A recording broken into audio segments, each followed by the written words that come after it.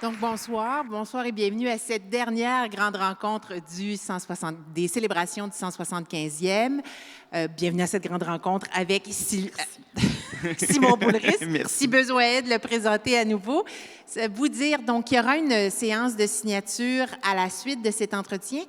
Juste avant cette séance, vous pourrez également poser des questions à Simon. Vous en avez sans doute de nombreuses à lui poser. Donc voilà, mon nom est Anne-Josée Cameron. C'est moi qui vais animer cette rencontre. Ça me fait plaisir d'être avec vous. Simon Boulris. Quand on m'a dit que j'allais rencontrer Simon Boulris, je me suis dit, oh, les sacs de livres que je vais devoir aller chercher. Multiforme, j'ai envie de dire que c'est un des mots qui convient bien à l'œuvre de Simon Boulris. Une œuvre qui l'a constituée en moins de 20 ans, imaginez, 67 livres. Si le compte est bon, je lisais à la une d'un article, Simon Boulris, 41 ans, 67 livres. Avouez que c'est impressionnant quand on pense qu'il a publié son premier livre en 2009. C'est donc un corpus qui comprend de la poésie, du roman, du théâtre, de la fiction, de l'autofiction également, des séries télé comme 6 degrés ou Le Troublant Chouchou. C'est une œuvre sensible et cruelle, drôle et tragique. On n'a qu'à penser à des romans ou à des livres comme Javotte, Martine à la plage, Pleurer au fond des mascottes ou Géolocaliser l'amour. Une œuvre où l'enfance n'est jamais très loin, comme en témoigne entre autres Je t'aime beaucoup cependant. Une œuvre où le désir d'amour est puissant, toujours présent. Simon Boulris a gagné de nombreux prix, il y a un succès d'estime donc pour son œuvre, sa création. Il a été finaliste pour de nombreux prix pour ses créations littéraires et théâtrales. Je vous prie, mais est-ce que j'ai besoin de vous le dire, d'accueillir chaleureusement l'écrivain, dramaturge, scénariste, poète, metteur en scène, comédien et chroniqueur bien-aimé, Simon Boulris. Merci. C'est imposant recevoir cette charge-là. C'est vrai que mon curriculum est assez volumineux, j'en conviens. Numériquement aussi, je vois quand on traîne les livres, il y a un poids et je comprends peut-être un peu mieux la fatigue qui m'habite depuis quelques temps. Mais je suis très, très heureux d'être avec vous ce soir, surtout dans un lieu qui célèbre la littérature. C'est un lieu tellement magique. C'est mon premier grand entretien ici, puis je me sens vraiment privilégiée d'être avec vous ce soir. C'est tellement beau. Puis je te prierais, si ça te va, on va se tutoyer, si tu es d'accord avec ça. Oui, certainement. D'accord, parfait, ça va me faire plaisir. Alors, Simon, si je t'ai bien lu, tu as grandi dans une famille heureuse. Quel était ton rapport aux livres? Donc, famille heureuse, est-ce qu'il y a des livres? À quoi ressemble ton enfance?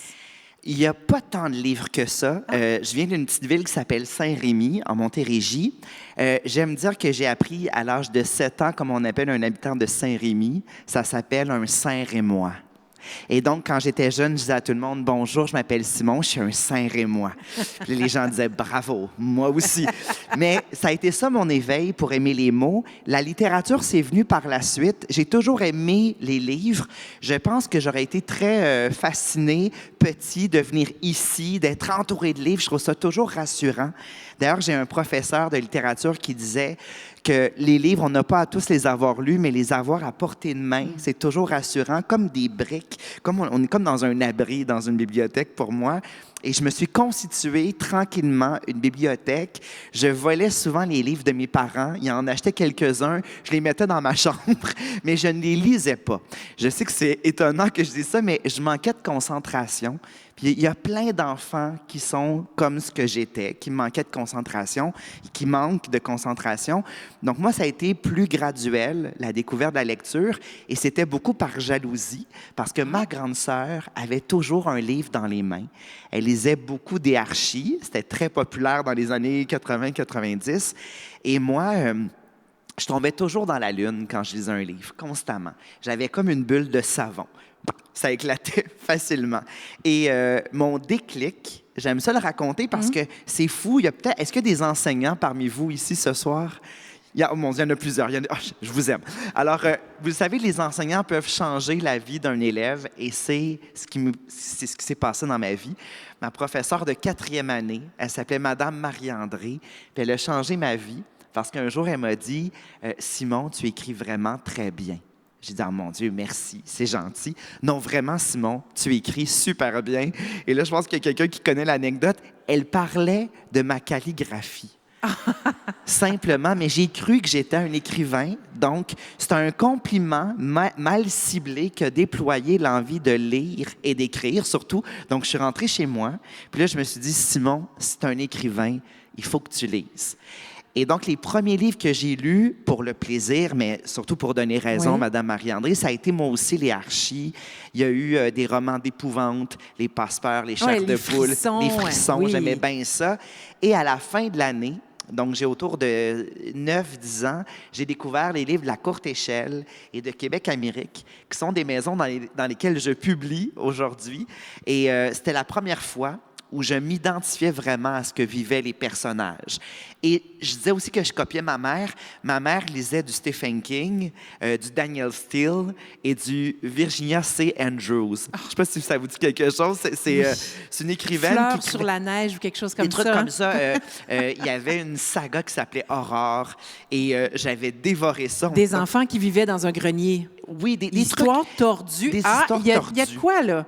Bien, sans doute que ça m'a façonné, ces histoires-là. Donc, un peu de Stephen King, un peu de saga, et même la romance Daniel Steele. Oui. Ma mère empruntait ça, puis je lisais ça moi aussi. Donc, j'étais curieux, mais j'aime dire que ça a été graduel. J'ai pas été un lecteur instantané. Il y en a, on leur donne un livre, puis ils plongent là-dedans. La bulle se crée, elle est opaque. Moi, c'est pas mon parcours, sauf que je le trouve légitime. Je trouve ça important de dire à tout le monde qu'on n'est pas instantanément non plus un grand lecteur et encore moins un grand écrivain. Il n'y a pas de mauvaise lecture parce qu'une lecture en amène toujours une autre. Exact. C'est comme ça qu'on va finir par arriver à des œuvres qui vont avoir un sens pour nous. Moi, je suis tout le temps contre le mépris dans tous les domaines, mais surtout en art, je pense que quand on lève le nez, on ne sait pas quel livre sera utile dans la vie de quelqu'un d'autre. Qui sommes-nous pour juger? C'est pour ça que j'en ai toujours eu contre expression plaisir coupable. Il n'y a pas de plaisir coupable. Il y a des littératures, il y a des livres qui nous rentrent dans le cœur, d'autres qui nous rentrent dans la tête, qui font appel à notre intellect. Et je pense qu'il faut... Oui, on peut reconnaître qu'il y a des œuvres qui sont moins importantes dans notre vie, mais dans la vie de l'autre, on ne sait pas quelle sera l'importance de cette œuvre. Et quelle est la première œuvre importante dans ta vie?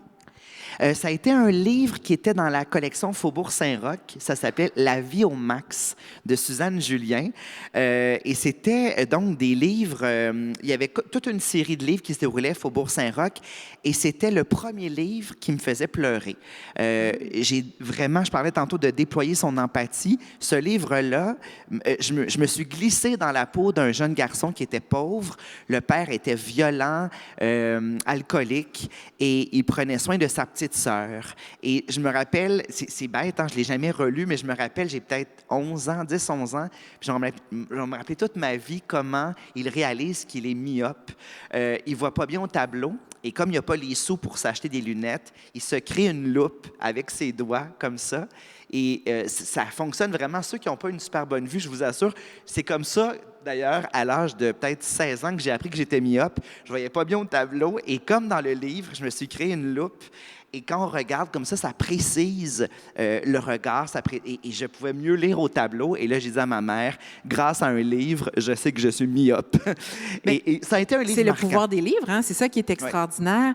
Ouais. Et on est dans l'enfance, vous grandissez avec des parents qui ont une vidéo. Oui, un club vidéo, ça c'est une époque... béni. Je me demandais, parce que vous avez grandi dans un club vidéo, là, pour plein d'enfants, c'est fantastique. Oui. Là, les films, tout ça. Et dans quelle mesure ça a joué sur votre imaginaire, ça a joué sur l'artiste que vous êtes aujourd'hui? De plusieurs façons. Je dirais que, comme je viens d'une petite ville, c'était un club vidéo qui était très populaire. On s'en doute, hein, c'était pas un club vidéo qui mettait de l'avant nécessairement le cinéma de répertoire. Il y en avait un peu. D'ailleurs, quand je me rappelle les films français, mes parents recevaient toujours comme on peut dire, des services de presse en littérature, des livres. Ça existe aussi en club vidéo. On recevait des copies de visionnement. C'était des vieilles VHS, c'était des neuves, des cassettes VHS qui étaient toutes blanches. Et quand c'était des films français, mes parents ne les regardaient pas. Ils me disaient, c'est français, ça va être pour toi, tu regarderas ça. Donc, j'ai l'impression que je me suis un peu isolé ou précisé à travers les yeux de mes parents qui voyaient bien que j'aimais les films français. Je me rappelle quand Le Goût des autres, un film, je pense, de 99, on avait eu la copie de presse, puis j'étais obsédé par ce film-là. Et je constate vraiment que c'est un film populaire aussi. Mais je pense que la fiction a fait partie, est rentrée dans ma vie peut-être avant la littérature par le truchement des films. Et moi, il y avait une totale accessibilité. Puis c'est ça qu'il faut, hein, c'est ça qui change la vie d'un lecteur ou d'un téléspectateur. L'idée, c'est d'avoir une accessibilité. Il y avait un peu de livres à la maison, pas tant que ça, mais il y avait la bibliothèque. Les films, je pouvais voir tout ce que je voulais. Et, donc, ça aussi, c'est des histoires qu'on se fait raconter. Ça, c'est formidable. Puis, il y a un écrivain qui s'appelle Iri De Luca, un écrivain italien, qui raconte l'accessibilité aux livres en faisant un lien avec les porcs épics. J'ai toujours trouvé cette image-là super belle. Il dit que le papa et la maman du porc épic offrent toutes les nourritures à son enfant, le porc épic, en se disant qu'il y a certaines nourritures qui peuvent le bouleverser son estomac, le rendre malade, mais c'est comme ça qu'il va, par essai-erreur, comprendre. Donc, c'est dans la totale permissivité. Et moi, j'aime ça qu'on soit permissif, qu'on permette. Je pense que le meilleur censeur, c'est toujours nous-mêmes. Évidemment qu'on ait des enfants très jeunes, c'est autre chose, mais je parle beaucoup de l'adolescence. Et moi, adolescent, mes parents me permettaient de voir tout ce que je voulais et de lire aussi tout ce que je voulais à la bibliothèque. Et j'ai l'impression que je me suis précisé via cette liberté-là. Donc, j'ai aimé beaucoup, c'était avant Internet, donc moi, je me promenais dans le club vidéo, j'y travaillais pas mal tous les jours et j'observais, je lisais les résumés. Alors, j'ai appris comment faire des résumés comme ça, comment synthétiser un film. Je regardais souvent les mêmes films et je voyais les résumés. J'aimais ça, lire beaucoup les pochettes. Et je remarquais aussi les noms des artistes, les noms des réalisateurs, des réalisatrices. On ne classait pas par réalisateur, mais moi, je me rappelle, j'ai vu ce nom-là ailleurs. Je faisais des liens comme ça. Donc, j'ai l'impression que le club vidéo, ça fait partie de mes fondations. Oui. Et mon amour pour la culture pop vient beaucoup aussi de là. Tu sais, moi, quand on a reçu Pretty Woman en 89, je crois, 90, chez tout petit, on avait un îlot rempli de pochettes Pretty Woman, une jolie femme en français. Puis je me rappelle, elle m'a dit je pense que c'est le plus grand film de tous les temps. C'était Citizen Kane pour moi. Là. Je voyais 26 copies VHS. Je trouvais ça bien, bien beau. Puis c'est drôle parce que j'ai écrit Javotte sans réaliser que une Pretty Woman, c'était une relecture de Cendrillon. Et j'ai proposé ma propre relecture de Cendrillon. Mais j'ai réalisé après coup que c'est un film qui s'est déposé dans ma mémoire à tout jamais. Et les films aussi, on les voit entre autres dans les Jérémiades. Il y a souvent des comparaisons avec un film. Ah, il m'est arrivé telle chose, ça me fait penser à tel film. Donc ça aussi, c'était frais. Et les Jérémiades, c'est votre premier roman qui paraît en 2009. Mais déjà pour imager votre parcours prolifique, en 2009 paraît en même temps donc les Jérémiades. Qu'est-ce qui reste de Marie-Stella? Pièce de théâtre, un recueil de poésie, Saigner des dents, et donc, bien sûr, Jérémiade. Donc, déjà, c'était une espèce de coup de canon, rien de publié jusqu'en 2009, où là, on attaque de tous les fronts. Et la même semaine. Dans 3 maisons d'édition différentes, théâtre, poésie, roman. Puis je trouve que ça représente bien, cette arrivée-là représente bien ce que je suis devenu, c'est-à-dire un éclectique d'emblée, guidoune littéraire, parce que j'avais 3 maisons d'édition différentes. Donc, je me suis senti libre d'emblée de faire... je vais être frivole par rapport au... J'ai une loyauté dans la vie, mais avec les maisons d'édition, au fil des ans, oui, j'en ai créé une, mais j'avais vraiment une grande soif. Puis il y a plein de maisons qui m'attiraient. Donc, ça a été une entrée multiple, poésie, théâtre et roman. Et parlons des Jérémiades. C'est un livre dont je ne me rappelais pas avoir entendu beaucoup parler, peut-être parce que c'était le premier.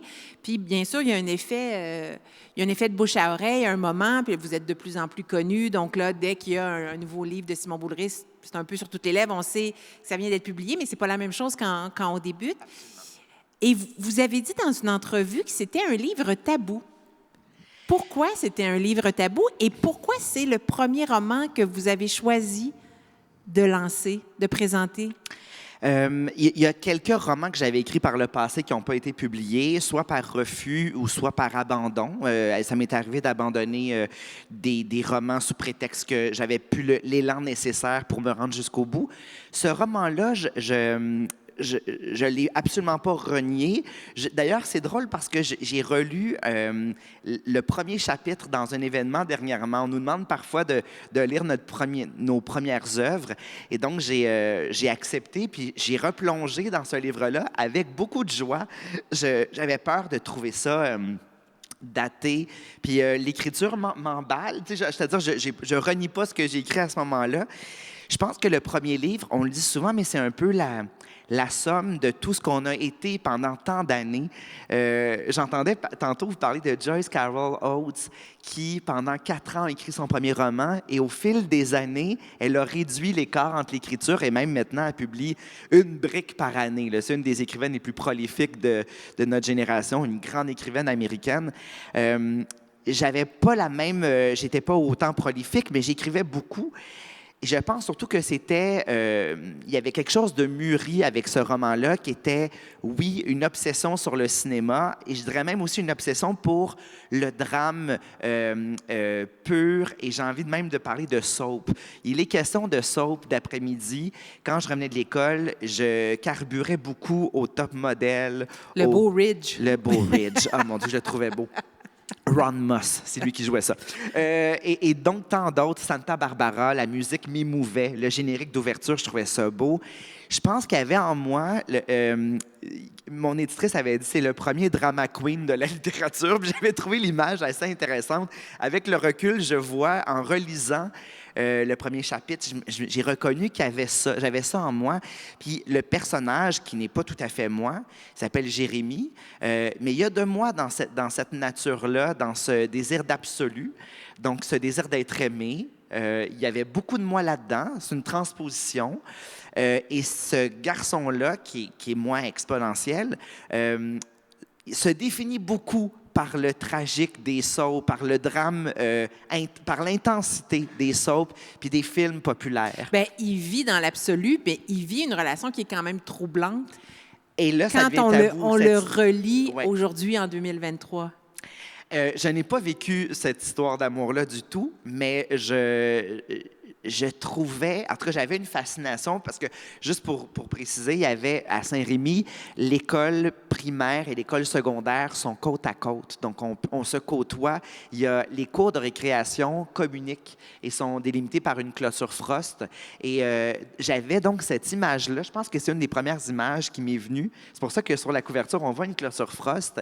C'était la panique qui s'installait en moi que j'ai prêtée au personnage lorsque je glissais mes mains dans les clôtures, dans les losanges, et que je ne parvenais pas à les retirer rapidement, comme si j'étais coincé, comme si j'étais un prisonnier volontaire de cette clôture.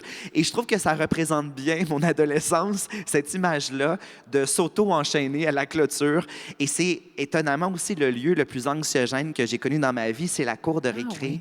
Et la cafétéria, c'est les 2 lieux où il y a beaucoup de cohues, où on est tous ensemble, toutes les années mêlées, puis c'était ce que je fuyais beaucoup. Donc, cette image-là d'être cloîtré dans la cour de récré, d'être confiné, je la trouve encore très près de ce que j'ai été. Je l'ai sublimé, mais ça vient quand même de moi. Puis c'est aussi, je trouvais aussi que ce roman-là commençait aussi avec le thème de l'amour, de l'absolu de l'amour, du désir d'amour qu'on va retrouver dans presque toutes les œuvres. Absolument. C'est quand même vraiment intéressant. Et il y a un côté troublant qui m'a fait penser aussi à Chouchou.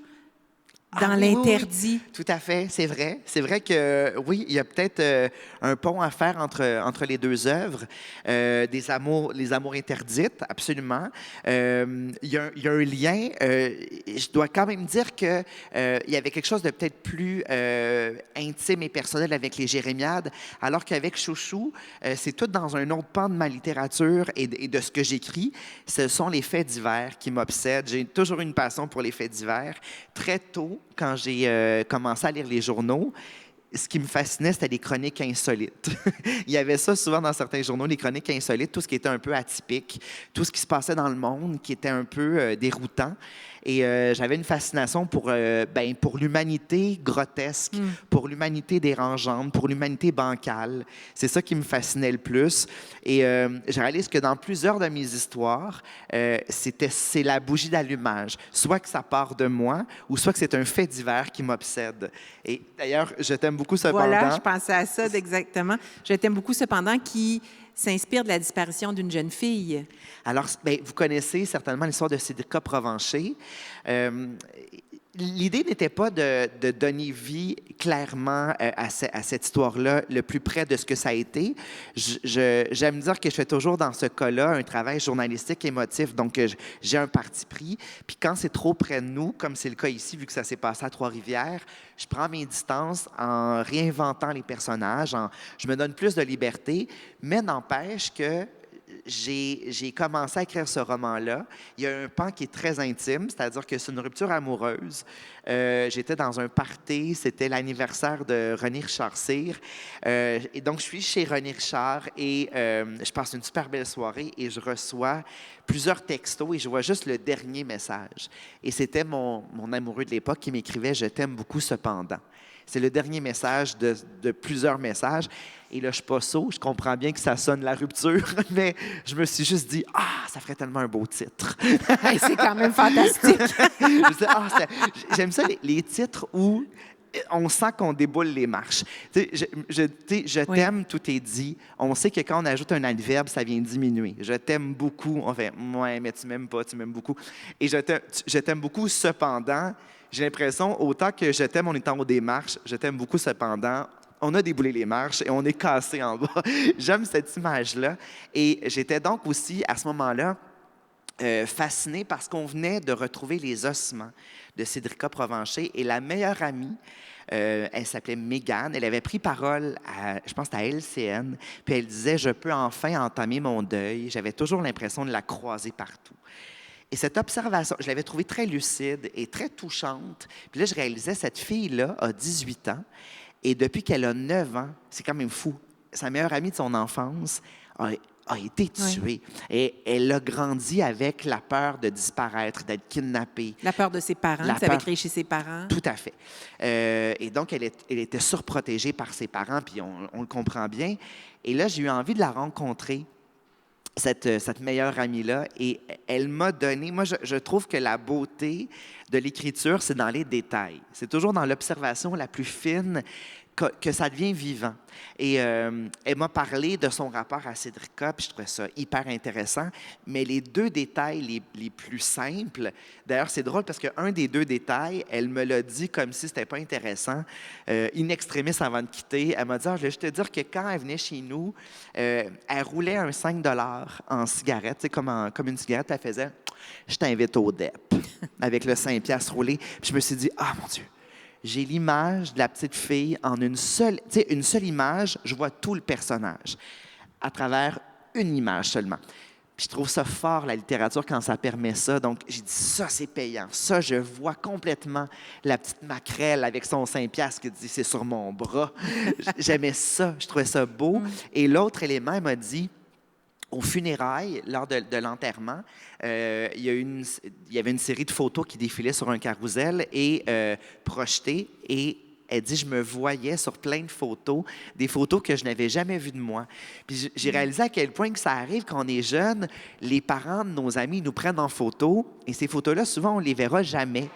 Et ça m'est arrivé quelques temps avant d'être sur une photo. Quelqu'un m'avait tagué sur Facebook et je ne me reconnaissais pas. Je savais que c'était moi. Je ne reconnaissais pas ce que je portais. J'ai jamais porté ce chandail-là. Et j'avais l'impression que j'avais gagné quelque chose et qu'on m'avait volé quelque chose en même temps. Le paradoxe me fascinait. Comme ça, on te volait quelque chose qui t'appartenait puis qu'on te le redonnait en même temps. On te donnait quelque chose auquel tu n'avais pas conscience, que tu n'avais pas de mémoire, tu n'avais pas souvenir.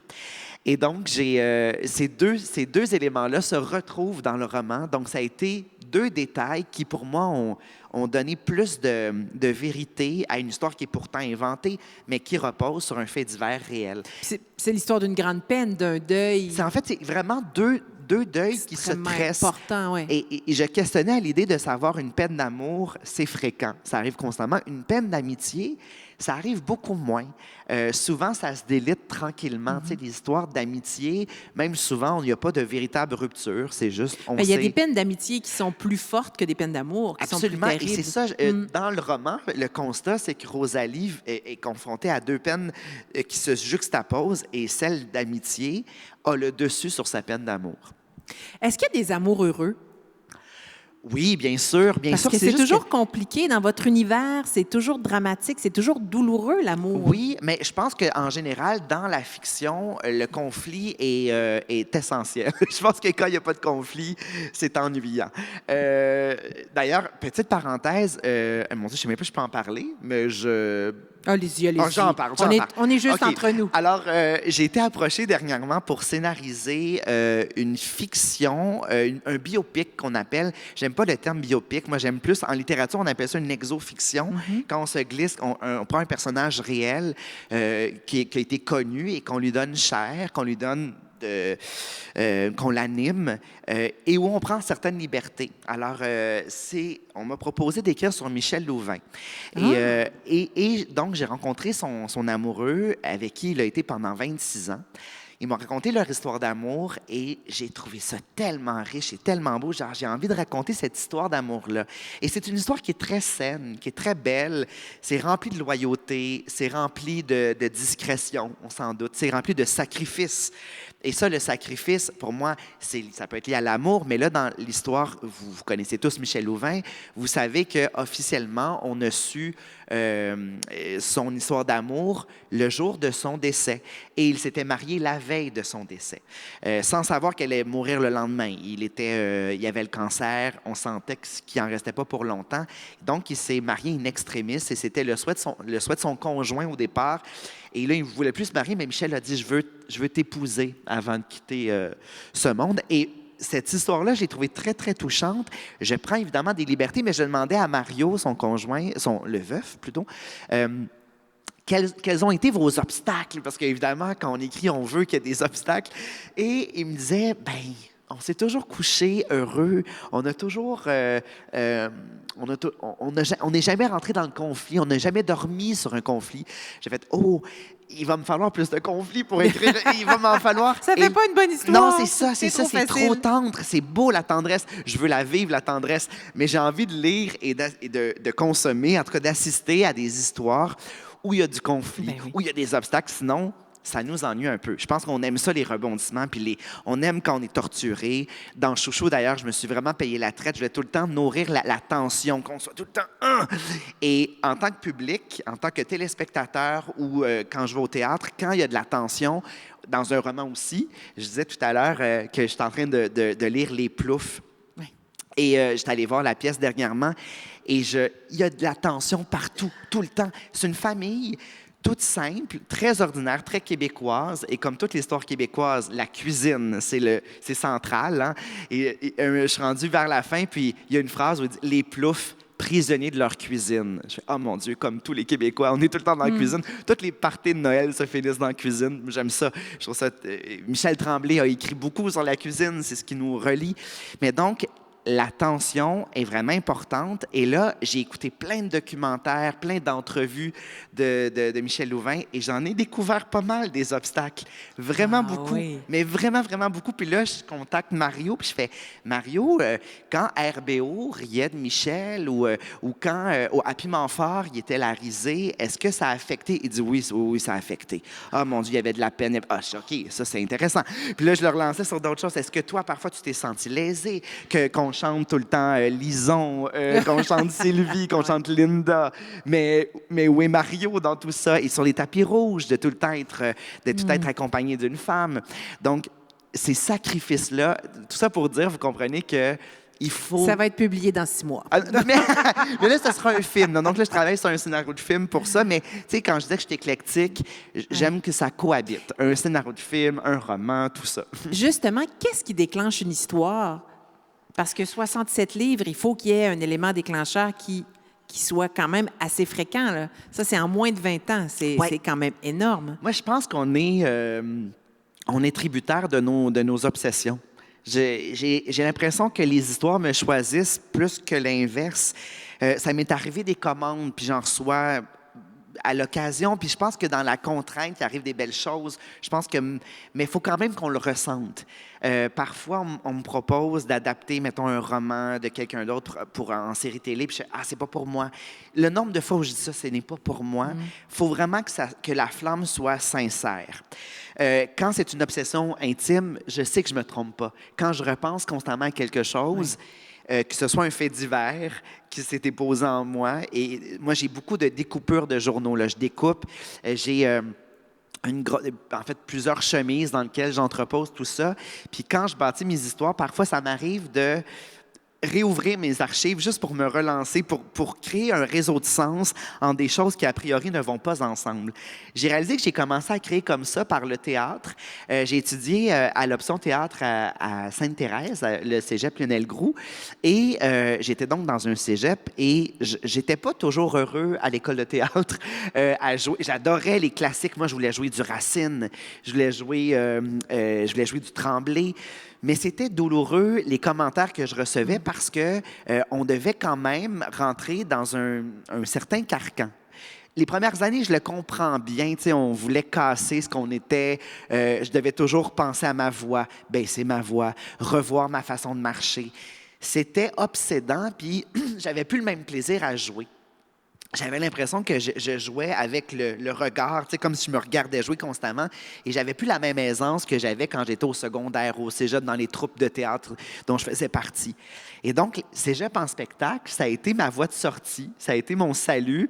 Donc, chaque année, je faisais un numéro cégep en spectacle de théâtre dansé. Et j'irradiais plus que je pouvais faire dans la salle de répétition avec mes collègues et en représentation, en évaluation. Je n'avais pas la même aisance parce que je me faisais confiance quand je faisais cégep en spectacle. Je m'écrivais un texte, je raboutais des choses ensemble. Je vous donne un exemple, puis pour moi, c'est très représentatif de ce que je fais aujourd'hui.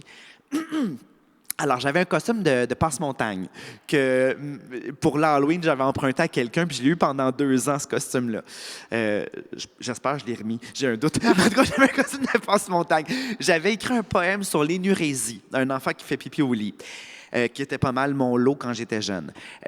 J'avais aussi une obsession pour une chanson de Marie-Denise Pelletier, Tous les cris, les SOS, chanson en fait de Daniel Balavoine, mais j'aime plus la version de Marie-Denise Pelletier. J'avais donc 3 choses qui vont pas du tout ensemble et j'ai tricoté un réseau de sens entre tout ça. Et je vous jure que ça prenait forme. Je sais que ça a l'air à pas se tenir debout, mais j'aime ça, avoir des éléments hétéroclites, puis tricoter, puis organiser le chaos, ce qui est le propre de la création. Et donc, ce petit numéro-là m'a permis... Donc, j'ai remporté le prix de la création à la finale nationale. Puis là, j'avais comme l'élan pour... Chaque année, j'ai créé des pièces. J'ai parti ma compagnie théâtre parce que je me sentais solide. Quand je présentais, mes amis me disaient « Ah, mon Dieu, t'as plus d'ampleur présentement que dans les cours. » Je me suis dit, mais peut-être que c'est la création, mon salut. C'est vraiment là où je suis le plus radieux et solide. Et donc, j'ai commencé à créer comme ça. Et aujourd'hui, j'ai la même façon de tricoter un réseau de sens à partir d'idées, à partir de ce fait divers-là m'obsède. Ah, il m'arrive telle chose. Comment je peux rameuter une histoire plus intime avec cette histoire-là qui ne m'appartient pas. Et vous avez certainement entendu parler dans les derniers mois des lecteurs sensibles, parce que Nicolas Mathieu, qui a été concoursé il y a quelques années, a reproché à Kevin Lambert d'avoir recours à des lecteurs sensibles. Je trouve que c'est un faux débat, parce que de tout temps, comme le dit Michel Tremblay, il y a tout le temps eu des lecteurs sensibles. On ne les appelait pas comme ça, mais on a tout le temps fait approuver ce qu'on écrivait auprès des personnes concernées. C'est une forme de respect. C'est l'idée, oui, l'auteur est souverain, mais si l'auteur écrit la vie d'un éboueur et que ça ne représente absolument pas, c'est une histoire réaliste et il n'y a rien de réaliste dans le traitement, bien sûr que l'éboueur qui va regarder ou qui va lire l'histoire va se sentir lésé, va se sentir non respecté dans son travail. Donc, l'idée, c'est toujours d'aller valider quand on a des... donc, j'ai toujours fait ça. Et quand je fais une autofiction, tout ce travail-là est déjà fait. Donc, j'aime La ça. recherche est déjà faite. La recherche est déjà faite. Donc, l'autofiction, c'est pas par paresse, mais je mets toujours... La recherche est faite. Ça fait des années que j'ai trituré ces idées-là. Alors que quand je me tourne vers... J'ai tout le temps eu recours à des gens qui venaient éprouver des détails dans mes histoires, que ce soit, mettons, dans 6 degrés, la malvoyance. J'ai validé auprès de J'ai un grand ami qui est malvoyant, qui a approuvé tous les textes. Puis des fois, il était là aussi sur le plateau de tournage. Puis c'est important de... Tu sais, l'acteur, à un moment donné, il se levait, puis il s'est levé vite, puis il dit « Jamais tu peux te lever vite. C'est impossible. Tu vas te cogner contre... » Et à moins que c'est l'émotion de la scène, mais là, tu te cognes puis tu joues avec, mais généralement, s'il n'y a pas d'urgence, tu ne vas pas te lever vite. Et ce genre de détails-là, comme l'écolocalisation, moi, je le remarquais à peine. Puis depuis ce temps-là, je le remarque que mon ami, il claque des doigts subtilement qu'on est à l'extérieur ou même à l'intérieur pour voir comme une chauve-souris ou comme une baleine, l'écolocalisation pour voir... C'est un son, moi, que je peux pas comprendre. C'est la densité du son, en fait. Hein? La densité, le retour du son. Donc, fascinant. On l'a gardé, il a coaché notre acteur pour que ce soit au plus près de ce que c'est. Parlons des livres que vous avez écrits. Vous êtes vraiment un auteur intergénérationnel. Il y a des livres pour enfants, pour ados, pour adultes. Et ce qui m'a frappée en lisant vos livres, parce que j'ai commencé par les premiers, j'ai lu pour enfants il y a quelques années, mais là, je t'aime beaucoup cependant. Ensuite, j'ai lu le Mona Lisa. Jeanne Moreau a le sourire à l'envers. Oui. Et je les lisais, puis je me disais... C'est drôle, c'est des romans jeunesse, mais ça aurait très bien pu être des romans pour adultes. Alors, je me demandais comment on faisait, comment tu faisais, comment tu ciblais les publics, comment on décide qu'un livre ça va s'adresser à des jeunes ou à des adultes. Parce que pour moi, les romans jeunesse que j'ai lus étaient aussi bien des romans adultes que des romans jeunesse. Il y a comme une frontière que je ne suis pas certaine de... Tout à fait. Puis moi-même, je ne sais pas dans quelle mesure je la cerne bien. Moi, j'ai juste de la difficulté à faire abstraction du fait que quand j'écris, je suis Simon présentement. Donc, j'ai Simon, 41 ans maintenant. Quand j'écris une histoire où le personnage a 7 ans, l'idée, c'est d'aller débusquer ce que j'étais. Donc, mon propre baromètre, c'est moi-même. Je vais toujours valider auprès de moi, est-ce qu'à 7 ans, puis ça, c'est un atout que j'ai une mémoire assez phénoménale de tout ce que j'ai vécu entre 5 et 17 ans. J'étais très contemplatif dans la vie. Maintenant, je suis beaucoup plus dans l'action. Et donc, ce retour-là dans ma contemplation, c'est-à-dire que j'analysais tout ce qui m'arrivait. J'étais tout le temps en train d'analyser, puis même de philosopher sur la vie. Je pense que je philosophe moins maintenant que ce que je faisais quand j'étais jeune. Et donc, c'est plus facile que d'autres pour moi d'écrire sur la jeunesse en retrouvant le Simon, tous les âges. J'ai tous les âges à fleur de peau, donc je gratte un peu, je retrouve mes 7 ans, mes 10 ans, mes 15 ans. Maintenant, j'ai beaucoup publié mes romans pour ados chez Leméac, parce que dans la collection chez Leméac, il y a un grand respect de la jeunesse, puis il n'y a rien de racoleur dans les couvertures. J'ai rien contre ce qui est plus racoleur. Là. Je conçois bien que plusieurs jeunes aiment quand c'est très coloré, puis qu'ils aiment les gros caractères. Je le comprends. Les livres plus épais, la police est plus costaude. Je le comprends bien. Mais ce que j'aime de chez Leméac, c'est l'espèce de respect discret. Ce sont des livres qui peuvent être autant pour adultes que pour ados. Et je pense que mes romans pour ados, chez Leméac, sont vraiment à cheval entre les deux. Et de toute façon, je réalise que je suis de ceux qui préfèrent dire « à partir de ». Je viens du théâtre et pourtant au théâtre, on nous apprend, quand on fait du théâtre jeunesse, à circonscrire le plus possible les pièces de théâtre pour dire cette pièce-là est destinée à un public de 5 à 8 ans ou de 7 à 12 ans ou de 12 à 15 ans. J'ai jamais aimé ça quand j'étais en théâtre, de voir. Puis j'en ai fait des programmations. J'étais à l'arrière-scène à Belleuil.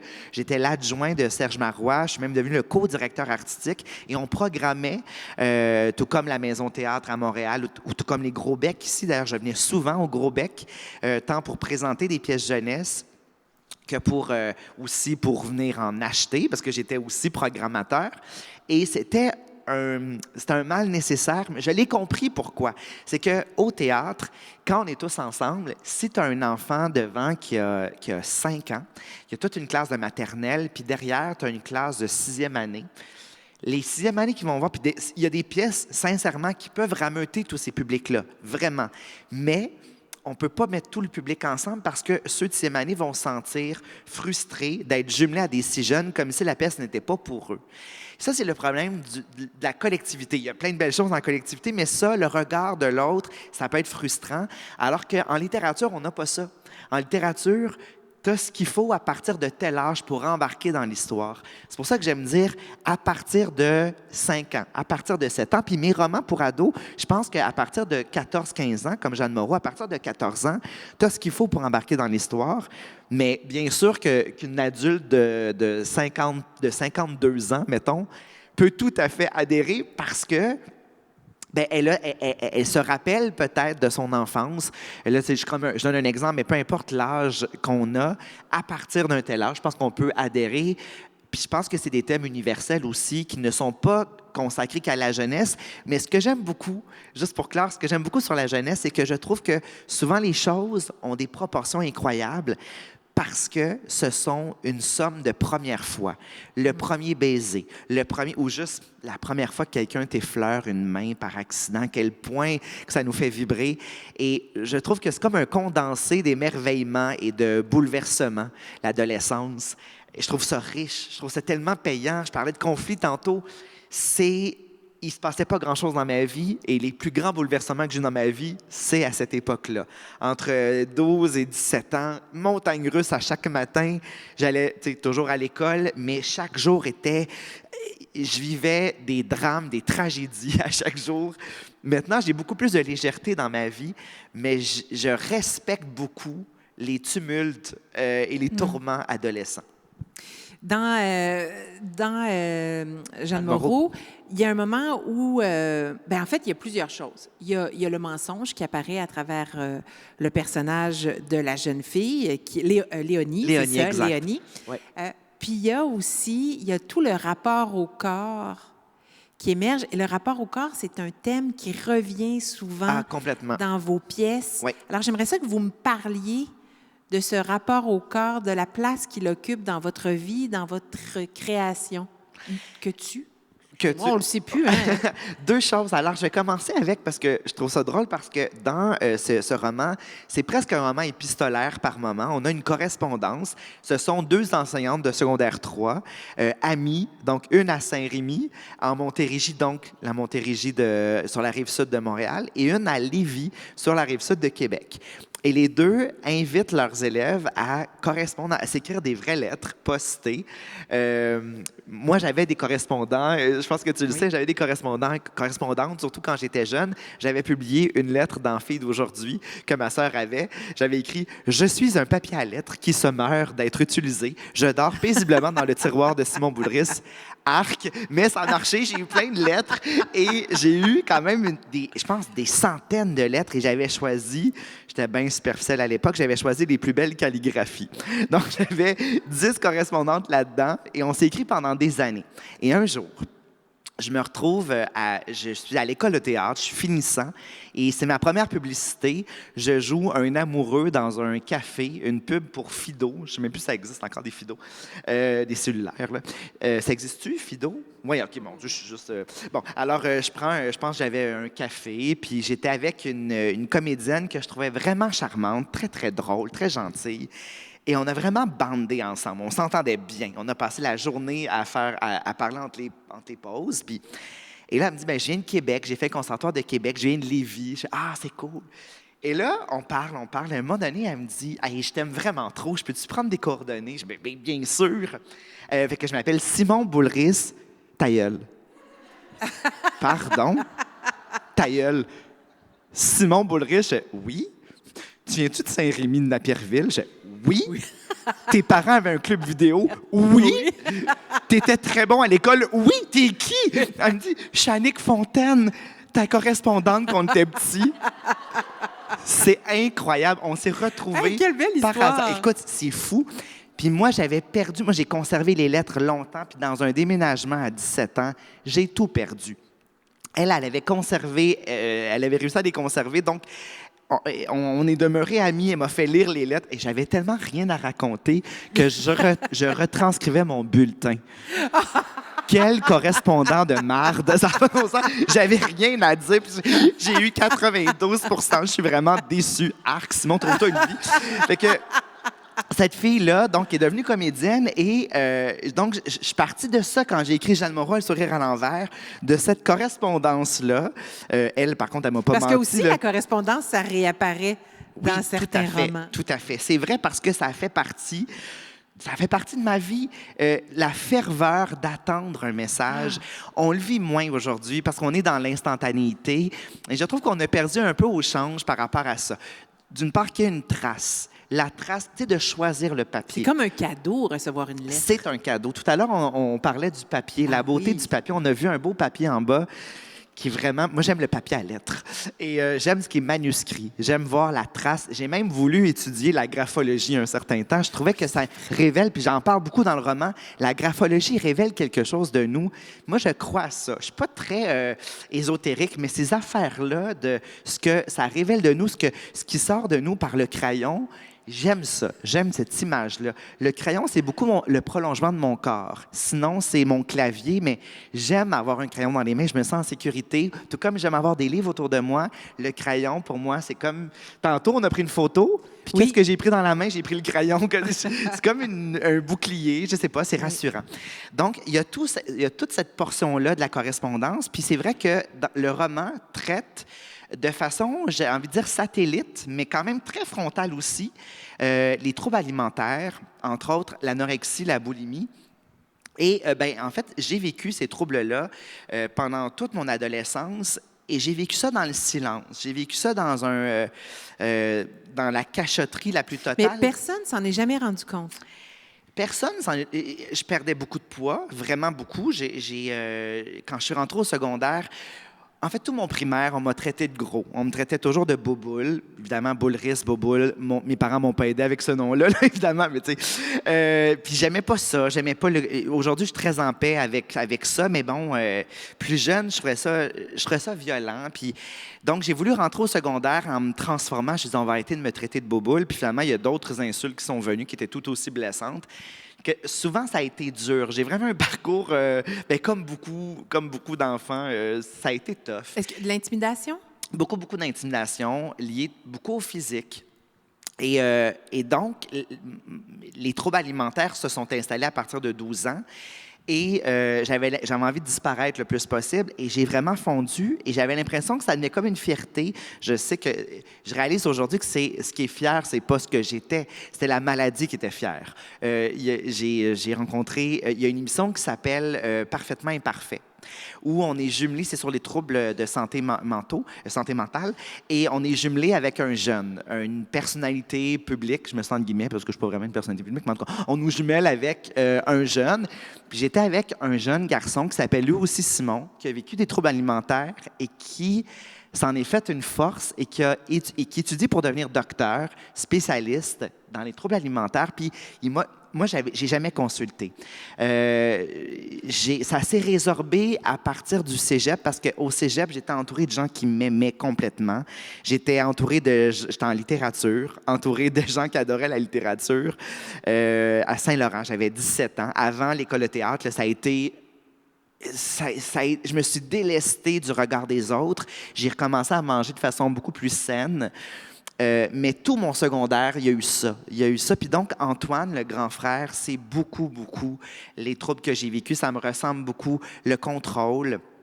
Et donc, Simon, dans le tournage, m'a expliqué, c'est ça. Il dit, c'est pas toi qui étais fier, c'était ta maladie qui était fière. Je dis, oh mon Dieu, t'es tellement brillant, tu vas tellement être un bon docteur, je vais te consulter s'il y a un problème.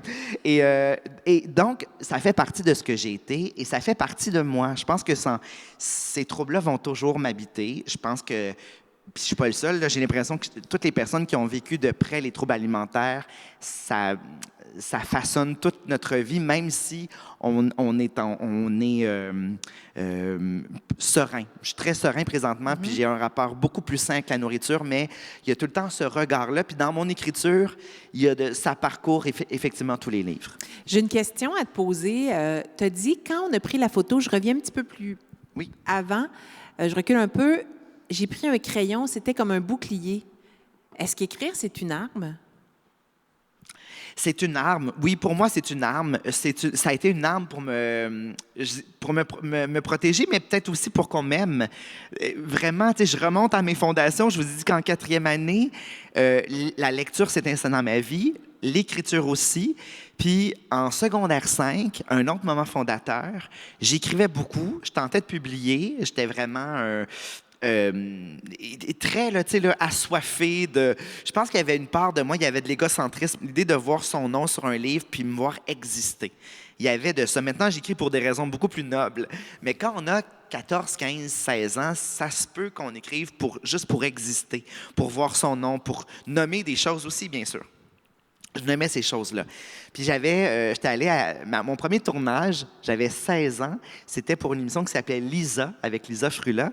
Et c'était au Salon du Livre. Et j'étais jumelé avec Michel Tremblay, qui est devenu presque un ami, Michel Tremblay. Mais évidemment, là, j'étais un petit jeune qui lisait Tremblay, qui était bien impressionné d'être avec lui. Puis là, il m'avait dit, calme-toi, il n'y a pas de presse, tu n'es pas obligé de publier tout de suite. Tu vas être content d'attendre. Je me disais, mais de quoi il se mêle, le vieux monsieur? Avec le recul, merci, Michel, de m'avoir dit de me calmer le pompon parce que j'étais trop chargé. Puis j'ai pris plus mon temps, puis ça a été une bonne chose. Mais pour moi, le crayon, c'est une arme aussi pour se faire aimer. Et je voulais raconter ce souvenir-là. Secondaire 5, j'écris un recueil de poésie que je fais lire à mon prof, qui s'appelle Serge Boucher, que vous connaissez probablement. Il a écrit les séries Feu, Aveu, Apparence, Fragile, qui est la meilleure série québécoise à mon sens. Le Fragile, c'est une des plus grandes séries. Il a fait la série aussi Fragments qu'on a pu voir cette année, cet automne. C'est un grand scénariste et un grand dramaturge. Puis quand il m'enseignait le français à Saint-Rémy, c'est quoi les chances? 2 ans, secondaire 3, secondaire 5. C'était la première. Tu sais, ce prof-là, il me valorisait beaucoup. Je savais qu'il écrivait. Je me disais, un écrivain me dit que j'ai du talent. Ah, taboy, c'est quelle poussée dans le dos, quel élan formidable. Puis un jour, j'ai fait lire donc mon recueil de poésie en secondaire 5 et je rentre dans la classe et il a écrit sur un des tableaux qu'il n'utilisait jamais une phrase, une citation issue de mon livre. Il n'a pas mis mon nom, il a juste mis les guillemets. Et il a demandé à toute la classe de se retourner à la fin du cours et dit, alors, je vous invite à vous retourner et à lire ce qui est indiqué ici. Qu'est-ce que vous pensez de la phrase? Et les gens ne m'aimaient pas beaucoup, je pense, au secondaire. Je pense que je n'étais pas nécessairement non plus très aimable. Je pense que j'étais très psychorigide, puis je me sentais malheureux. Je ne sais pas jusqu'à quel point. Je sais que j'ai vécu beaucoup d'intimidation, mais peut-être aussi je me suis isolé. À un moment donné, quand tu sens tant de haine, la bibliothèque était mon sanctuaire. J'allais toujours... C'est drôle que j'ai ça ici parce que c'est un vrai sanctuaire de livres, mais c'était mon sanctuaire. Je me protégeais des autres. Et là, c'était la première fois où je voyais l'impact d'une phrase que j'avais écrite qui résonnait vraiment dans le cœur des autres parce que les autres ne savaient pas que ça venait de moi. Et les commentaires étaient hyper élogieux. Les gens disaient, mais qui a écrit ça? Mais c'est donc bien beau, c'est donc bien juste. Puis... Et là, Serge a eu l'élégance de dire, bien, l'auteur de cette phrase se trouve dans la classe. Est-ce qu'il ou elle veut se manifester? Et là, ayant vu l'amour que la phrase avait suscité, j'ai dit, c'est moi! Aimez-moi, c'est moi! C'est un tournant dans ma vie de voir que ce que j'avais écrit... D'être accepté. D'être accepté. Puis là, j'ai compris, j'ai fait, OK, peut-être que ça va être une force dans ma vie, l'écriture. J'ai l'impression que j'écris pour me délester de tout ce que je vis, mais peut-être aussi qu'on ne sait jamais ce que vit même la personne qui a l'air, le Golden Boy qu'on appelle. Là. Un jour, il y a un recueil, je pense que tu as avec toi, qui s'appelle « Les garçons courent plus vite ». Ah non, OK, tu l'as pas. Moi, j'ai vu tout à l'heure. C'est pas grave. Oui, mais... Les garçons courent plus vite, c'est un exemple. Quelque chose pour que vous compreniez. Moi, souvent, j'ai l'impression que je n'écris que pour moi, puis finalement, il y en a plein qui sont comme moi. Je me dis, qui même me suivent, puis il y en a beaucoup qui se reconnaissent dans le sentiment d'être décalé, de pas tout à fait appartenir à la masse. Je me sens tout le temps dans la masse, mais un pas de côté. Je fais tout le temps le mauvais geste. Mettons, là, sur TikTok, je vois une chorégraphie, puis un enfant qui tourne du mauvais bord, je fais « c'est moi ». C'est moi qui tourne tout le temps du mauvais bord. C'est moi qui est décalé par rapport à tout. Puis j'aime ça. Je me reconnais là-dedans, puis j'ai envie de mettre ça de l'avant. Puis dans ce texte-là, c'est la course navette. Nous, on appelait ça comme ça, mais le test léger. Donc, c'est le test léger bouché. On doit courir entre 2 lignes. Il y a des lignes, des bandes au sol, puis on doit atteindre la ligne avant le timbre sonore. Les bips. Et pour ça, on appelle ça le test bip-bip. Et ça devient infernal. Plus ça accélère, plus ça va vite et plus ta patate va exploser. Puis plus tu arrêtes tôt et plus ta note est catastrophique. Puis moi, je voulais avoir des bonnes notes. Je voulais tout le temps ma médaille du gouverneur. Fait que je disais, c'est pas vrai qu'à cause du test bip-bip, je vais pas avoir ma médaille du gouverneur. Mais j'avais vraiment un cardio de marde. Fait que je courais derrière tout le monde, puis c'était tout le temps humiliant parce que le premier qui lâche, tout le monde le voit. Fait, ah, Boulris abandonne déjà. Et j'ai pris ma revanche parce que je l'ai refaite au cégep, puis j'ai terminé le dernier, mais j'ai fait une syncope. Je pensais même pas que ça existait. J'ai fait ma syncope après. Mais bon, cette course-là m'a vraiment tiré vers le bas pendant tout mon secondaire. Et donc, j'écris ce texte-là sur la personne qui est pas... C'est comme une image, là, c'est une hyperbole ou en tout cas une métaphore du gars qui peut pas... Une métaphore du gars qui parvient pas à rentrer dans ce troupeau-là. Je ne suis pas des vôtres. Et je parlais donc dans une classe de secondaire 5 de cette course-là. Et j'étais convaincu. Tu sais, je demandais, je dis, qui aime cette course-là? Puis, tu sais, et là, il y a pas beaucoup de gens qui aiment ça, finalement. Moi, je pensais que tout le monde trippait là-dessus à part moi, mais non, il n'y a pas grand monde qui capote. Et il y a un gars dans la classe, qui est vraiment la star de l'école. Puis quand je disais, est-ce qu'il y en a qui, comme moi, n'aiment pas ça, il lève la main, tout le monde fait quoi? Genre, appelons-le, mettons, Marc-André. Marc-André, t'aimes pas la course, c'est pourtant toi qui fais tout le temps 12 ou 13. Il fait, non, je vis avec la pression de me rendre à 13 et je me sens obligé. Puis là, il a comme fait son coming out de pression devant tout le monde. Et de non-perfection. Et de non-perfection. Puis j'ai trouvé ça tellement beau. Je fais, oh mon Dieu. Puis la littérature permet ça. Tu sais, quand on fait un retour, quand un enseignant, là, je pointe les enseignants, quand on fait un retour sur un livre, discuter, c'est fou comment que on parle de la vie. Donc, un livre, c'est parfois, oui, c'est un témoignage d'humanité, c'est aussi un prétexte pour se révéler et pour dire, ah ben moi, tu vois, mon anxiété de performance est dans le tapis, puis j'ai envie de le nommer en se comparant peut-être à une autre œuvre, même s'il semble loin de lui, ça avait résonné pour lui. Même s'il est dans le troupeau, aux yeux des autres, et il ne se sent pas dans le troupeau. C'est ça qu'il disait. Je me sens pas dans le troupeau, même si c'est moi qui lead le troupeau. Ouais. Je me sens même pas dedans. Donc, peut-être que personne ne se sent jamais dans le troupeau. Exactement. On est comme une gang, tu sais, là, Michel Tremblay, on est une gang de tout seuls ensemble. Bien, c'est ça, on est comme tous ensemble, puis on ne fit pas tout le temps. Il y a tout le temps un décalage entre... c'est pour ça que Javotte, je fais un autre livre, parce que Javotte aussi, c'était la même obsession. C'était une fille qui appartient à un groupe. Je me suis dit, la fille qui ne se prononce jamais, qui est comme dans... Il y a une scène où tout le monde parle. Moi, je porte des tampons, moi, c'est des serviettes sanitaires, puis elle veut pas participer à cet échange-là. Puis c'est celle qui pense le plus de choses. Elle est tellement méchante. Elle est tellement méchante. Elle est tellement méchante, mais j'avais envie qu'on l'aime quand même si elle dit des choses cruelles. Et elle pense des choses cruelles. Puis elle va faire des choses cruelles aussi. Mais elle a quand même un bon fond, mais elle sent tellement désaimée. J'ai de la tendresse pour elle, malgré tout. Peut-être moins dans Javotte, mais dans la plupart de vos livres, que ce soit de la fiction ou de l'autofiction, on vous sent très présent. Il y a un dévoilement quand même de vous qui est peut-être encore même dans plus... Javotte, je suis là. C'est toute ma méchanceté qui est là. Non, je parlais pas de la... Ah ben, Javotte, oui, peut-être. Je ne l'avais pas vu. Mais aussi avec les 2 derniers écrits, entre autres, Pleurer au fond des mascottes et Géolocaliser l'amour. Pourquoi on va jusque-là, se dévoiler dans sa plus complète vulnérabilité? Mais pour beaucoup de gens, j'entends ce commentaire-là sur l'impudeur, par exemple, avec des autofictions, mais il se trouve que, très sincèrement, j'ai l'impression que je me révèle autant dans Javotte que dans Géolocaliser l'amour. Évidemment que dans Géolocaliser l'amour, je prête mon prénom. Je vais même plus loin, je vais jusqu'à prêter mon propre résumé de CV à un moment donné où je résume l'œuvre de Simon et je prête mon CV au personnage. Et pourtant, ce n'est pas moi. Il y a des éléments qui sont de moi, mais c'est quand même un personnage que j'ai créé qui est une part de moi. Mais je considère que tous mes personnages sont la somme de beaucoup de contradictions qui m'habitent.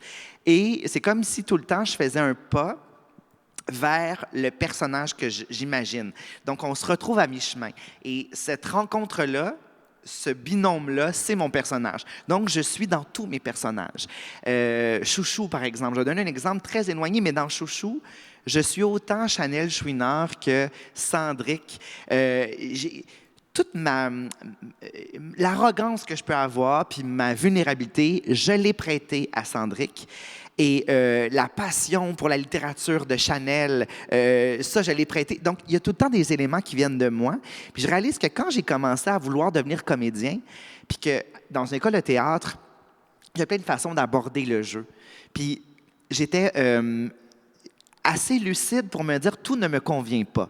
J'étais jeune, j'avais peut-être 21, 22 ans, puis je me disais ça c'est pas pour moi. J'écoutais, je pense que j'avais une ouverture, mais je savais que ça sera pas ma méthode, ça sera pas ça pour moi. Puis je sais qu'ils veulent qu'on essaie plein de choses, mais c'est comme si j'étais très affirmée en tant qu'artiste déjà, ou en tant que créateur, je voyais ce que déjà je voulais faire, puis ce qui me convenait pas.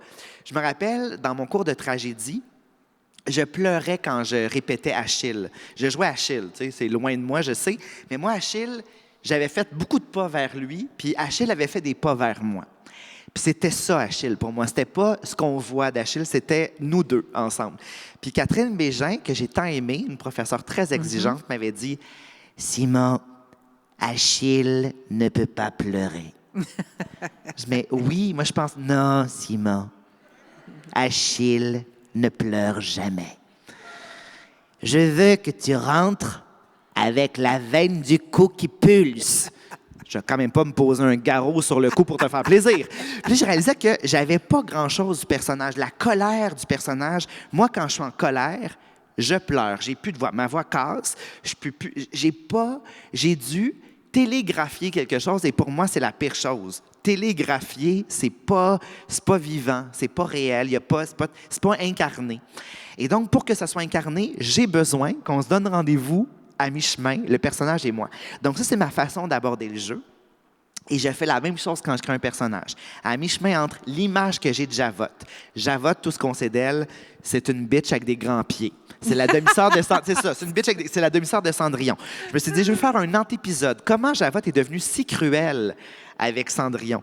Donc, la dernière scène, le dernier chapitre, je l'ai écrit pour commencer, je l'ai mis à la fin. Je vais dire, OK, ça, c'est l'arrivée de Cendrillon. Maintenant, comment elle peut devenir si cruelle? Et donc, j'ai prêté de l'humanité, malgré tout, dans la dureté, Et il y a beaucoup de moi dans ce personnage-là. Donc, quand c'est question d'une autofiction comme Je qu'elle disait l'amour, où là, c'est mon nom, Pleurer au fond des mascottes, mon père l'a lu. Je vais donner un exemple. Pleurer au fond des mascottes, le mandat avec la collection 3 chez Québec Amérique, c'est de raconter 3 souvenirs et qu'il y ait une part de fiction là-dedans et que ça nous appartienne. On peut avoir un récit qui est faux, 2 qui est vrai. Ça nous appartenait. Il y avait vraiment une liberté. Et j'ai pris beaucoup d'éléments vrais. En fait, j'ai parlé de l'arrivée du théâtre dans ma vie. À quel point que mon ADN, moi, dans mon ADN, je me sens sauvage. Je suis un solitaire qui est bien dans la sauvagerie. Moi, quand je vois personne très serein là-dedans, je sais que c'est étonnant pour plein de gens. Ça se peut pas, t'as l'air sociable. J'ai l'air sociable. Je feins la sociabilité, mais je suis vraiment pas doué. Je m'y prends tout croche. Je donne des becs quand il faut pas. Je serre la main quand j'aurais dû être très... Je suis pas bon là-dedans. Je suis pas bon dans les relations. Je suis pas très doué. Mais j'aime ça écrire là-dessus. Ça me fascine, l'humanité, toutes les erreurs qu'on fait, comment on s'ajuste à l'autre. Et donc, le théâtre m'a rendu grégaire. C'est la première fois où j'avais des alliés, quand j'ai commencé à faire du théâtre au secondaire, au cégep encore plus. Puis là, surtout, l'école de théâtre. Donc, il y a 3 moments de ma vie. Puis il se trouve que j'ai des moments avec des mascottes. J'ai incarné des mascottes à différents moments de ma vie. Puis il y a des images que je trouvais percutantes, comme le plus beau garçon de l'école, le cliché, mais tu sais, le garçon qui me faisait vibrer. Je l'ai déjà serré dans mes bras quand j'étais en mascotte. J'avais comme le privilège de faire... Il m'a sauté dans les bras. Je me suis dit, ah, mon Dieu, mais quel privilège! Mais il ignore qui je suis. Je trouvais ça tellement fort, cette image-là. Puis l'idée de, comme un miroir sans teint, de voir sans être vu. Je trouvais ça fascinant. Nous, on voit beaucoup à travers le sourire. Souvent, le sourire est très haut, puis il y a les yeux plus hauts. Puis ça me fascinait. Puis j'avais lu beaucoup sur le bonhomme Carnaval, Noël Moisan, l'homme de Québec qui a incarné, qui a animé longtemps. Puis je trouvais qu'il y avait beaucoup de délicatesse par rapport à ça sur Youpi. Donc, je me suis documenté. Mais je raconte donc comment le théâtre m'a modifié. Et là, mon anecdote, mon père lit le livre, puis il me dit « Simon, c'est quoi cette famille-là à côté? » Parce que j'ai planté une famille, bien, les Boulris, donc Simon, planté à côté des Letourneau, qui sont vraiment mes voisins, qui ont vraiment été des gens importants dans ma vie, et une famille que j'ai inventée complètement. Puis ils ont un impact dans l'histoire. Puis là, mon père, il dit « Mais c'est qui eux autres? » Je dis « Bien, ils sont inventés. » Mais pourtant, les tourneaux sont là-dedans. Je dis oui, mais c'est ça, je me suis... C'est moitié-moitié. C'est moitié-moitié. C'est une autofiction. Je me suis amusé. Puis j'aime ça. J'ai toujours aimé mêler le faux et le vrai. Puis dans Géocaliser l'amour, c'est peut-être encore plus incarné. Le vrai et le faux. Il y a plein d'éléments là-dedans. Tu te dis, est-ce que tout est vrai? Non, tout n'est pas vrai. Puis je suis allé plus loin jusqu'à faire une autofiction en série web. Je joue le professeur. Ben oui, tu joues. Oui, c'est vraiment troublant. Simon, merci énormément. Mais là, je pense qu'il y a des spectateurs qui ont envie de poser des questions. Je parle tellement beaucoup, je parle beaucoup. Hein? C'est très intéressant. Il y a plein de choses à dire, mais j'imagine que les gens ont envie aussi de poser des questions. Alors, n'hésitez pas. Je passe la parole à notre cher collègue ici. Oui, merci d'avoir été des nôtres. Donc, avant de débuter la période de questions, nous souhaitons vous demander de faire des interventions brèves en lien avec la démarche et l'œuvre de l'artiste. Et nous vous remercions à l'avance pour le respect et la bienveillance de vos propos. Aussi, sachez qu'il va y avoir une séance de signature à la fin de l'activité d'une durée de 15 minutes.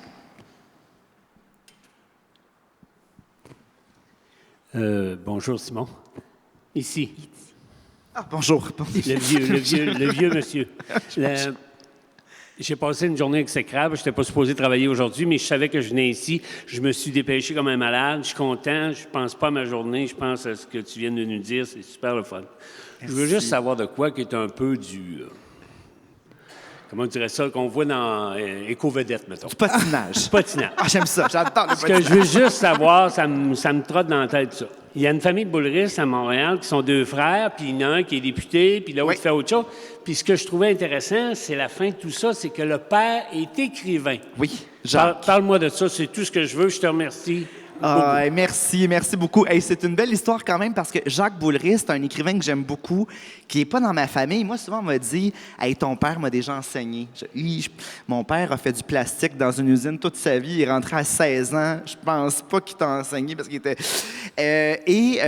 un jour, je suis dans une école et on me présente comme étant le troisième fils de Jacques Boulris, donc le petit frère d'Alexandre Boulris, le politicien, et de Nicolas Boulris, le musicien, dans Le Vent du Nord. Et donc, puis là, je pensais que c'était une blague, je trouvais ça très drôle.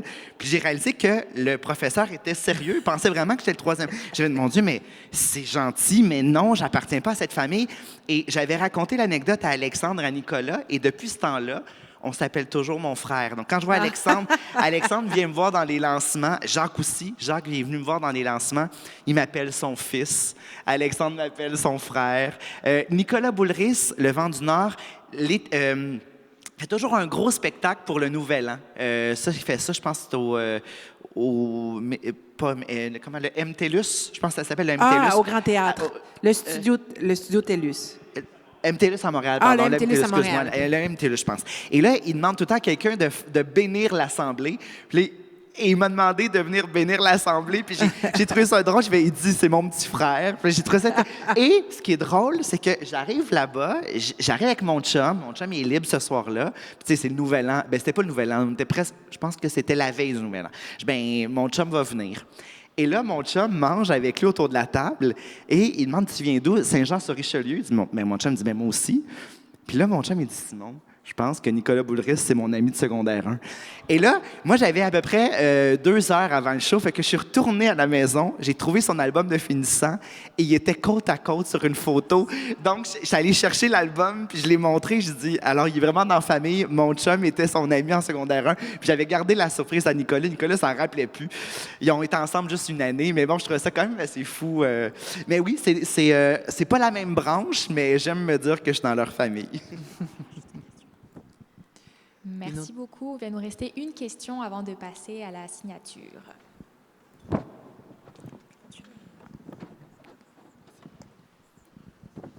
Bonjour, merci beaucoup, c'est très agréable, très intéressant. Est-ce que c'est difficile pour vous de décider qu'une œuvre est terminée? Parce que là, avec 67 romans, on passe à une autre œuvre. Est-ce qu'il y a une période de deuil? Mais à quel moment vous dites, ça c'est fini?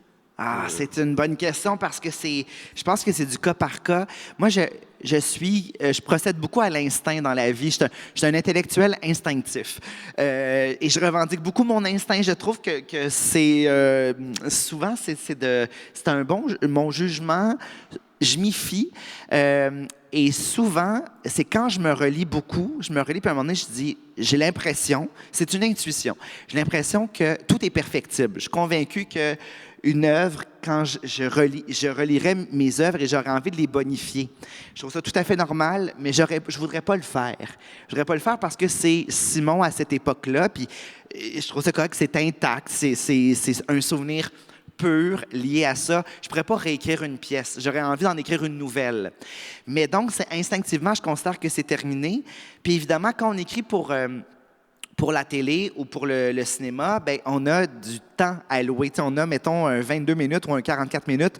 Donc, ce qui est le plus dur là-dedans, c'est plutôt d'écourter. On a toujours trop de matériel. La plupart des auteurs, on a toujours trop de matériel, puis on doit resserrer. Donc, on doit kill your darlings. On doit toujours... Des fois, c'est douloureux. On doit enlever des choses qu'on aimait, mais on va au plus pur de notre histoire. Donc, en série télé, c'est plus facile parce que on est contraint dans le temps. Dans le roman, c'est une totale liberté. Donc, le roman peut être hyper volumineux. Là, je lis Les Ploufs. Je disais à mon chum cette semaine, « Hey, dans le roman Les Ploufs, là, parce que lui, il a lu 3 romans pendant que j'en ai lu un, parce que c'est un gros roman, là, je suis en train de le finir, mais c'est vraiment costaud. Je dis, mais j'ai l'impression d'avoir lu 5 romans. Ça aurait pu être 5 romans. C'est comme une immense chronique. Ça se déroule pendant plus d'1 an. Mais ça pourrait faire plusieurs romans. C'est juste, le souffle varie d'une personne à l'autre. Et Michel Tremblay l'a souvent dit. Michel Tremblay, il parlait de Zola, qui a créé tous les Rougon-Macquart, les Rougon-Macquart, plutôt que c'est comme une grosse, grosse famille. Il a fait lui aussi son arbre généalogique de toute cette famille-là. Mais il dit, au niveau du volume, ses romans sont beaucoup plus courts. Donc, Michel, lui, rapidement, il sent que c'est... Mais moi aussi, je suis comme ça. Je suis beaucoup dans la concision. Quand j'ai l'impression que j'ai fait le tour, j'évite d'allonger en me disant je vais garder ça pour un autre projet. Donc, je reviens avec cette idée-là, rameuter des idées ensemble, puis quand je trouve que ça existe, quand ça se déploie, puis je fais « Oh, je le vois », je peaufine ce travail-là, puis je pense que j'ai un rapport avec beaucoup d'humilité, comme un artisan. J'ai l'impression que j'ai achevé ma Catalogne, mettons. J'aime ça, les Catalognes. Ou une courte pointe. J'ai terminé ma courte pointe. Voilà. Merci. Merci beaucoup. Merci pour la grande générosité. Merci à toi. Merci pour l'écoute. C'était un plaisir.